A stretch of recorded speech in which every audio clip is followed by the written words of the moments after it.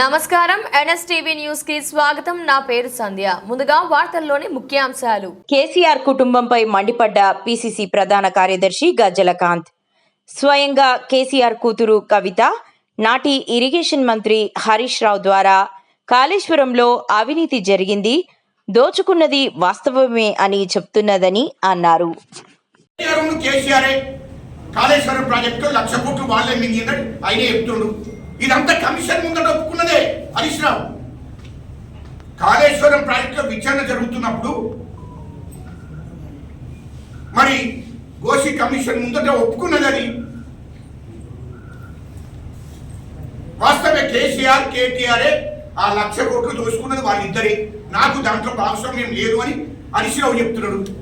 కవిత ఏం చెప్తుంది, లేలే హరీష్ రావే దీన్ని మొత్తం కారకుడు అని కవిత చెప్తుంది. ఇవన్నీ వాస్తవాలు మీ కుటుంబం నుంచే బయటకు వస్తున్నాయి. ఇయలో రాష్ట్ర వ్యాప్తంగా ఆనాడు మీ 10 ఏళ్ల ప్రభుత్వంలో టీఆర్ఎస్ ప్రభుత్వంలో అన్ని శాఖలలో కూడా దోపిడీ జరిగింది. అన్ని శాఖలలో కూడా మీరు దోపిడీ చేశారు 1,000 కోట్లు. ఇది వాస్తవాలు. అవన్నిటి మీద కూడా విచారణ జరుగుతుంది. హైదరాబాద్లో చుట్టూ 30,000 ఎకరాల భూమి మీ బీనాం పేర్ల మీద ఉన్నది, దాని మీద కూడా విచారణ జరుగుతుంది. 5 లక్షల ఎకరాల భూమి ప్రభుత్వ భూమిని కేసీఆర్ కేటీఆర్ మరి ఆంధ్ర బడాబాబులకు మరి వాళ్ళకు అప్పయ్యపడం జరిగింది. దాంట్లో కూడా 1,000 కోట్లు తీసుకున్నారు. 5 లక్షల ఎకరాల భూమి ప్రభుత్వ భూమిని ఇది బడాబాబులకు అప్పగించారు. దాంట్లో 1,000 కోట్లు మీరు దోసుకున్నది. అవన్నీ బయటకు వస్తున్నాయి. ఇవన్నిటి మీద విచారణ జరుగుతుంది. ఎందుకు తొందరపడుతున్నారు మీరు? అదేవిధంగా నేను ఒకటి అడుగుతున్నా, కేసీఆర్ నైము దొరికినప్పుడు, నైమును మీరు చంపేసినప్పుడు కేసీఆర్ ముఖ్యమంత్రిగా కేటీఆర్ మీ డైరెక్షన్లో పోలీస్ యంత్రాంగము నైమును చంపేసింది. నైము దగ్గర ఉన్నటువంటి 1,000 ఎకరాల భూమి అంటే 2,000 ఎకరాల భూమి ఏమైందో ఇప్పుడు ఆయన ప్రభుత్వం ఎవరికి ప్రజలకు చెప్పలేదు. అదే నైము దగ్గర దొరికినటువంటి 2,000 కోట్లు ఏమైనా ఇప్పటి వరకు ప్రజలకు చెప్పలేదు.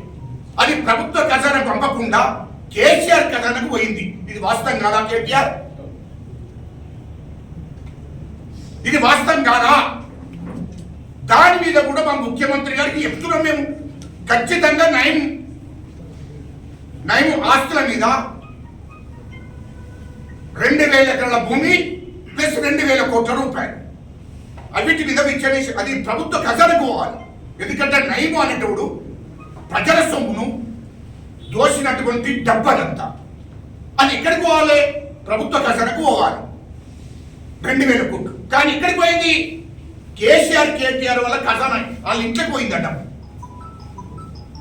అది ప్రజలకు చూపించలేదు, ప్రభుత్వ ఖజానాకు పంపలేదు. మరి ఇంత దోపిడీ మీరు చేసుకుంటూ మళ్ళీ మా ప్రభుత్వాన్ని మాట్లాడుతుంటే మీరు చేతులు కట్టుకుంటూ కూర్చుంటామనుకుంటున్నా మీరు? నాకు అర్థం కాలే. రెండవది, ఖచ్చితంగా ఇది మా ముఖ్యమంత్రి గారికి ఇప్పటికే నోటీసులో పెట్టాము. నయం కేసులు ఖచ్చితంగా ఆయన ఎన్కౌంటర్ చేసిన తర్వాత ఆయన ఆస్తులన్నీ కూడా ప్రభుత్వ ఖజానాకు చెందవలసిందే. కానీ ప్రభుత్వ ఖజానాకు రాకుండా కేసీఆర్ కేటీఆర్ కుటుంబం దగ్గరికి వెళ్ళిపోయినాయి, వాళ్ళ ఇంట్లోకి వెళ్ళిపోయినాయి. మరి మీడియా ద్వారా ప్రజలకు ఎందుకు చెప్పలేదు? నయమును చంపేసినాక ఆయన ఆస్తుల మీద విచారణ జరిగింది, మిషన్లు తీసుకుపోయారు. ఆడ ఐపీఎస్ ఆఫీసర్లు వాళ్ళందరూ పోలీసు వాళ్ళు మొత్తం మిషన్లు తీసుకుపోయిన అధికారులు కూడా, ఐఏఎస్ ఆఫీసర్లు అందరూ పోయినరు, అధికారులు అందరూ పోయి మిషన్లు తీసుకుపోయి లెక్క పెడితే కూడా వడతలేదు అని చెప్పారు. కానీ అది చెప్పిన 8 గంటలకే లేదు, ఇక ఆ డబ్బుల గురించి మాట్లాడడం లేదు, ఆ మిషన్ల గురించి మాట్లాడడం లేదు. మీడియా ద్వారానే తెలిసింది. అప్పుడు మీడియా చూపించింది కూడా, మిషన్లు తీసుకుపోయిన డబ్బులు లెక్క పెడుతున్నారని. అది ఒక 4 రోజులు 5 రోజులు పడుతుంది లెక్క పెడుతున్న డబ్బులు అని చెప్పి పెడితే మళ్ళీ తెల్లారి చూసే వరకు అసలు పేపర్ల రానియలేదు. ఆ ప్రజలకు చెప్పలేదు. ఎందుకు చెప్పలేదు కదా చెప్పండి. ఎందుకు చెప్పలేదు? ఇది అది ప్రజల సొమ్మే కదా, ప్రజలకు చెప్పాలి కదా, బాధ్యత కదా. ముఖ్యమంత్రిగా మంత్రిగా కేటీఆర్ నీకు బాధ్యతనే, నీ అయ్యకు బాధ్యతనే కదా. ఎందుకు చెప్పలేదు ప్రజలు? ఇగో నైముని చంపేస్తే ఇన్ని వేల ఎకరాల భూమి ప్రభుత్వం హ్యాండ్ ఓవర్ చేసుకున్నది, ఇన్ని వేల కోట్ల రూపాయలు ప్రభుత్వ ఖజానాకు వచ్చిందని ఎందుకు చెప్పలేదు? మీడియాకు రెస్పెక్ట్ పెట్టి ఎందుకు చెప్పలేదు అంటున్నా. ఆనాడు అది బొంగ అసలు కథ ముందుంది. దాని పూర్తి డీటెయిల్స్ మేము హైదరాబాద్లోనే మీడియా సమావేశం ఏర్పాటు చేసి చెప్తాం. ఇలా సచివాలయం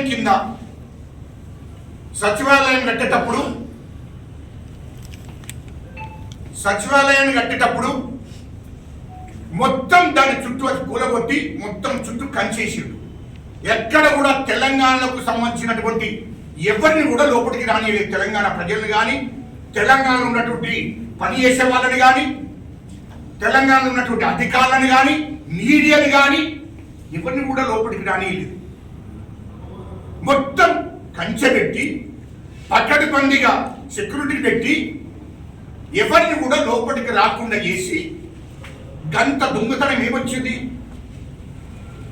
సచివాలయం అంటే తెలంగాణ ప్రజలే కదా, ప్రజల కోసం నడుతున్నది కదా. ఆ ప్రజల కోసమే కదా కూలగొట్టి మళ్ళీ కొత్తలు కట్టాలని చెప్పింది. అన్నప్పుడు ఎందుకు లోపలికి రానియలేదు మీడియా మిత్రులను? కనీసం ఎట్లా నడుతుండ్రు, ఎట్లా కూల్చిందని మీడియాను చూపించారు కదా ప్రజలకు. అది మీడియా బాధ్యత. కానీ మీడియాను కూడా లోపలికి రానియలేదు. మరి అధికారులను లోపలికి రానియలేదు. మరి అక్కడ పనిచేసిన వాళ్ళు ఎవరంటే బీహార్, ఉత్తరప్రదేశ్ వాళ్ళని తెప్పించారు. బీహార్, ఉత్తరప్రదేశ్ వాళ్ళని తెప్పించి అక్కడ మొత్తం తవ్వకాలు మొదలు పెడితే ఆ తవ్వకాలలో సమత బ్లాక్ కింద అది ఎడుకనే ఉంటది. ఇది డబ్బులు రూపాయి మిల్టీ కంపౌండ్ డబ్బులు తయారు చేసేది. ఆ మిల్టీ కంపౌండ్ నుంచి ఈ సమత బ్లాక్ దాకా సొరంగం ఉంది, పెద్ద సొరంగం. అప్పుడు నిజాం అది ఆ సొరంగం చేయించుకున్నాడు. ప్రపంచంలోనే ధనికుడు నిజాం, ప్రపంచంలోనే ధనికుడు. అక్కడి నుండి ఇక్కడ దాకా సొరంగం చేస్తే దాంట్లో ఆ సొరంగంలో ఆనాడు ఇటు మహారాష్ట్ర దాకా ఇటు కర్ణాటక దాకా పరిపాలన చేసిన నిజాం, ఆ నిజాం తీసుకొచ్చిన ఆస్తి నిధులు, బంగారము, వజ్రాలు ఆ సొరంగంలో దాచిపెట్టడం జరిగింది. ఆ సొరంగంలో దాచిపెట్టడం జరిగింది. అప్పుడు నిజాం పరిపాలనప్పుడు మీకు ఇదంతా ఎందుకు చెప్తున్నానంటే, నిజాం పరిపాలనప్పుడు అదే రూపాయి డబ్బులు అంటే బంగారు నాణ్యాలు అంటారు. ఆ బంగారు నాణ్యాలు ఉంది. నిజాం పరిపాలన చేస్తున్నప్పుడు బంగారు నాణ్యాలతో చేస్తున్నారు బిల్లులు. అవి మొత్తం కూడా ఆ సమత బ్లాక్ కింద ఆ సొరంగంలో ఉన్నాయి. అది మొత్తం కనిపెట్టి మొత్తం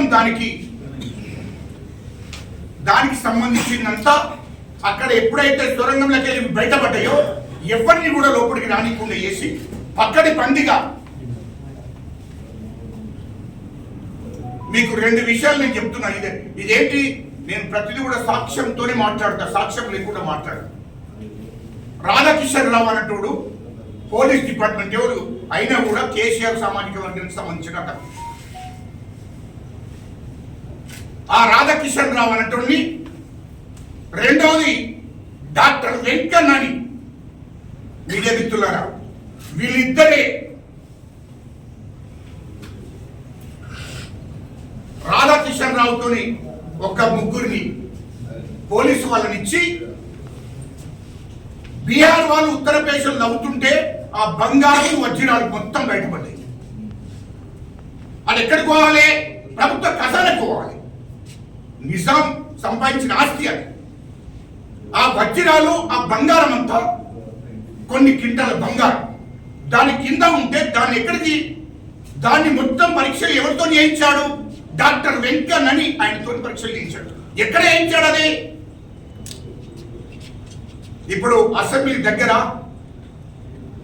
మన సిసిఎస్ ఉంటుంది, దాంట్లో 105వ number 105 room number 105 room number CCS 105 room నెంబర్లో ఆ నాణ్యాలను, అక్కడ ఉన్నటువంటి గోల్డ్ను, అక్కడ ఉన్నటువంటి వజ్రాలను డాక్టర్ వెంకన్ అని ఆయనతోని